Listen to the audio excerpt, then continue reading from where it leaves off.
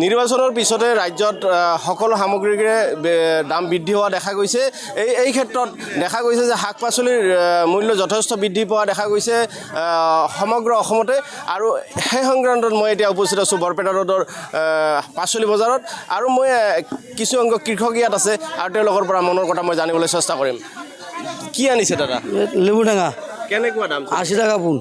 আপোনাৰ খেতিৰ হয় নেকি? খেতি নহয়, কিনি আনা। কেনেকৈ আনে? 60, 50, 70। কিমানকৈ পৰিল পাৰ এটাত? এটাত 1 টাকা পৰে। গুৱাহাটীত ইয়াতকৈ যথেষ্ট দাম, এটাত 10 টকা 5 টকা এনেকুৱা দাম হয় গুৱাহাটীত।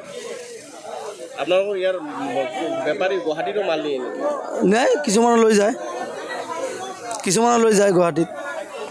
হয় হয়, ইয়াত দেখা গৈছে যে নেমু প্ৰতি এটাত 1 টকা কৰি বিক্ৰী কৰি আছে ইয়াত। আৰু যিহেতু দেখা গৈছে এই সময়ত যথেষ্ট মূল্য বৃদ্ধি হোৱা দেখা গৈছে। মই এই সংক্ৰান্তত আন এগৰাকী ব্যক্তিৰ পৰা কিছু কথা জানিবলৈ চেষ্টা কৰিম। কি আনিছে দাদা? পটল আনছোঁ। কেনেকুৱা দাম? দামটো বেয়া আজি। কেনেকুৱা? 25-30। 25-30 কিলো? অঁ, কিলো বিক্ৰী কৰি আছে। বৰ্তমান বজাৰত যথেষ্ট দাম বৃদ্ধি পোৱা দেখা গৈছে। এই ক্ষেত্ৰত আপুনি উচিত দাম পাইছেনে? নাই, পোৱা নাই। কেনেকুৱা? এই 35 টাকা কিনা, 30 টাকা বিক্ৰী, 25 টাকা বিক্ৰী। পাইকাৰী খুচুৰা দাম কিমান? খুচুৰা দাম 50 টাকা খাব। খৰচাটো ইয়াতে নহয় না। আপোনালোকৰ ইয়াৰ মাল গুৱাহাটীতো যায়?